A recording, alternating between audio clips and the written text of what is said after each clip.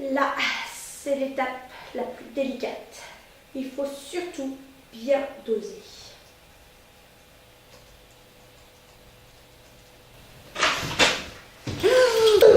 Ah!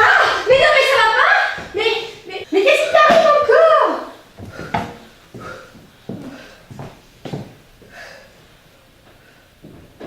Elle a au moins 170 battements par minute. 170 battements minute! Oh là là! Elle tremble! Elle doit avoir une hypertonie des muscles! Ouais, elle doit être sous stress aigu. Stress aigu? Ouais. Je vais t'emmener voir une pharmacienne qui est compétente dans ce domaine. Oh là là.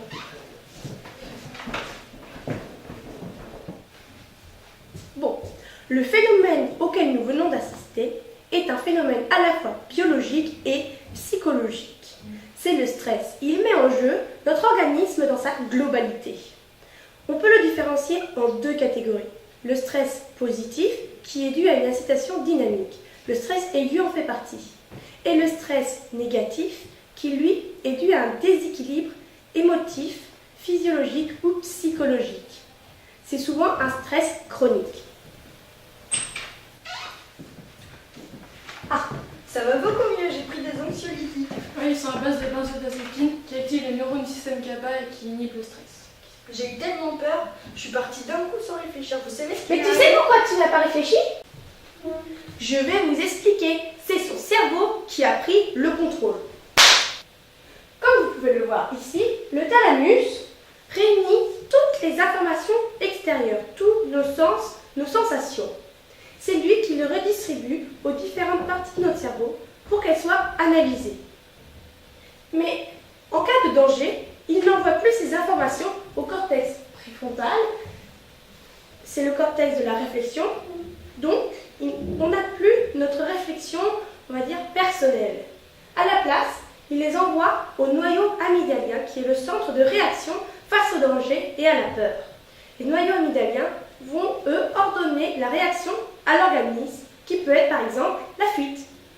Pourtant, j'ai eu l'impression que ma course a duré une éternité. Je me suis posé plein de questions. C'est la seconde phase de la transmission des informations rétablie entre le cortex préfrontal et le thalamus. Ton cerveau, à ce moment-là, marche 2 fois plus vite qu'à son habitude. Il enregistre 2 fois plus d'images et d'informations. Cela te donne l'impression qu'autour de toi, tout est plus lent, alors que c'est toi qui es plus rapide. C'est grâce à un stimulus puissant, l'adrénaline. Elle est stockée dans les glandes surrénales. Et c'est sous l'ordre des noyaux amygdaliens que les glandes surrénales vont libérer l'adrénaline dans le sang. Elle va être donc utilisée comme hormone. Elle va agir de 2 façons différentes. Soit elle va stimuler les organes, comme par exemple les muscles, si on en a besoin à ce moment-là, soit elle va au contraire apaiser et on va plutôt stopper la production. Par exemple, les glandes salivaires ou la digestion s'arrêtent quand on est stressé et qu'on court. Aouh! Cette réaction fut très rapide. C'est aussi grâce à l'adrénaline, elle est utilisée par les neurones comme neurotransmetteur excitateur. Une neurologue m'a mis sur la voie. Mais le stress entraîne beaucoup de réactions et la cause est aussi importante. Et même une échelle a été réalisée pour pouvoir classer le stress chronique en fonction de la cause, comme par exemple les divorces, les décès ou encore plein Mais d'autres tu es hors sujet, c'est le stress aigu, mais pas chronique.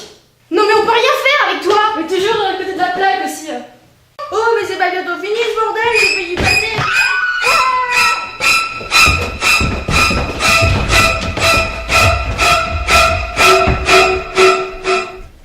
Mais je voulais juste leur rendre leur scalpel.